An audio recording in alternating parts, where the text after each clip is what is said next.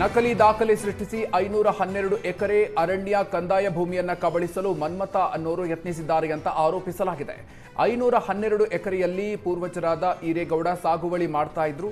1956ರಲ್ಲಿ ಇನಾಮ್ ರದ್ದತಿ ಕಾಯ್ದೆ ಪ್ರಕಾರ ಸರ್ಕಾರಕ್ಕೆ ವಾಪಸ್ ಹೋಗಿದೆ. 1974ರಲ್ಲಿ ಈರೇಗೌಡರಿಗೆ ಹಕ್ಕು ಮರು ವರ್ಗಾವಣೆ ಆಗಿದೆ ಅಂತ ಹೇಳಿ ನಕಲಿ ದಾಖಲೆ ಸೃಷ್ಟಿಸಿದ್ರು. ಗ್ರಾಮ ಲೆಕ್ಕಾಧಿಕಾರಿಯ ನಕಲಿ ಸಹಿ ನಕ್ಷೆ ಮಾಡಿರೋದು ಕಂಡುಬಂದಿದೆ. ಈ ಹಿನ್ನೆಲೆ ಮೂಡಿಗೆರೆ ಪೊಲೀಸ್ ಠಾಣೆಗೆ ತಹಶೀಲ್ದಾರ್ ದೂರು ನೀಡಿದ್ದಾರೆ. ಇದೀಗ ಜಮೀನು ಕಬಳಿಸಲು ಯತ್ನಿಸಿದ ಮನ್ಮಥನನ್ನ ಪೊಲೀಸರು ಬಂಧನ ಮಾಡಿದ್ದಾರೆ.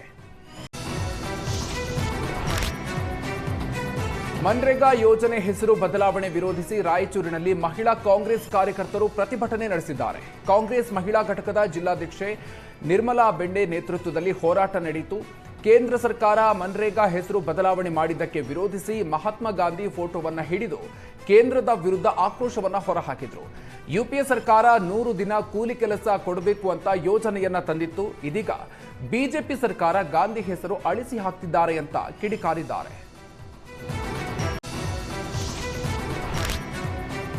ಚಲಿಸ್ತಾ ಇದ್ದ ಎಥೆನಾಲ್ ತುಂಬಿದ್ದ ಟ್ಯಾಂಕರ್ನಲ್ಲಿ ಏಕಾಏಕಿಯಾಗಿ ಬೆಂಕಿ ಕಾಣಿಸಿಕೊಂಡಿದೆ. ನಡು ರಸ್ತೆಯಲ್ಲೇ ಟ್ಯಾಂಕರ್ ಹೊತ್ತಿ ಉರಿದಿದ್ದು ಕೂಡಲೇ ಚಾಲಕ ಟ್ಯಾಂಕರ್ನಿಂದ ಇಳಿದು ಪ್ರಾಣಾಪಾಯದಿಂದ ಪಾರಾಗಿದ್ದಾರೆ. ಬಾಗಲಕೋಟೆ ಜಿಲ್ಲೆಯ ಹುನಗುಂದ ತಾಲೂಕಿನ ದನ್ನೂರು ಬಳಿ ಈ ಘಟನೆಯಾಗಿದೆ. ಬೆಂಕಿ ಕೆನ್ನಾಲಿಗೆಗೆ ಟ್ಯಾಂಕರ್ ಸುಟ್ಟು ಭಸ್ಮ ಆಗೋಗಿದೆ. ಹಸಿರು ಶಾಲು ಧರಿಸಿ ಸುವರ್ಣಸೌಧಕ್ಕೆ ಬಂದಿದ್ದ ರೈತರನ್ನ ಒಳಗೆ ಹೋಗದಂತೆ ತಡೆಯಲಾಗಿದೆ.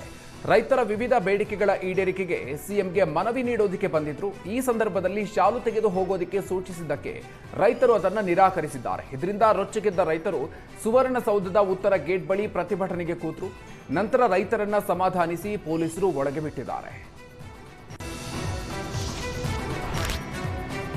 ರ್ಯಾಪಿಡೋ ನಮ್ಮ ಯಾತ್ರಿ ಆಟೋಗಳಿಗೆ ಮಣಿಪಾಲದಲ್ಲಿ ವಿರೋಧ ವ್ಯಕ್ತವಾಗಿದೆ. ಈ ವಿಚಾರವಾಗಿ ಮಣಿಪಾಲ ಠಾಣೆ ಮತ್ತು ಆರ್ಟಿಒ ಕಚೇರಿ ಮುಂಭಾಗದಲ್ಲಿ ಆಟೋ ಚಾಲಕರ ಜಟಾಪಟಿ ನಡೆಯಿತು. ಮಣಿಪಾಲ ನಗರದ 400ಕ್ಕೂ ಹೆಚ್ಚು ಆಟೋ ಚಾಲಕರಿಂದ ದಿಢೀರ್ ಪ್ರತಿಭಟನೆ ನಡೆಸಿದ್ದು, ಆಟೋ ಯೂನಿಯನ್ಗಳ ನಡುವೆ ಸಮನ್ವಯ ಸಾಧಿಸುವಲ್ಲಿ ವಿಫಲವಾಗಿದ್ದಾರೆ. ಆಪ್ ಮೂಲಕ ಬುಕ್ಕಿಂಗ್ ಅವಕಾಶವನ್ನ ಕೊಡಬಾರದು ಅಂತ ಮಣಿಪಾಲ ಆಟೋ ಯೂನಿಯನ್ ಒತ್ತಾಯ ಮಾಡಿದೆ. ಮಣಿಪಾಲ ಎಂಬ 2 ಕಿಲೋಮೀಟರ್ ವ್ಯಾಪ್ತಿಯ ನಗರದಲ್ಲಿ 900ಕ್ಕಿಂತ ಹೆಚ್ಚು ಆಟೋಗಳಿದ್ದು ಆಪ್ ಬಂದ್ರೆ ನಾವು ಕೂಲಿಯನ್ನೇ ಕಳೆದುಕೊಳ್ತೀವಿ ಅಂತ ಆರ್ಟಿಒಗೆ ಮಣಿಪಾಲ ಯೂನಿಯನ್ ದೂರು ಕೊಟ್ಟಿದೆ.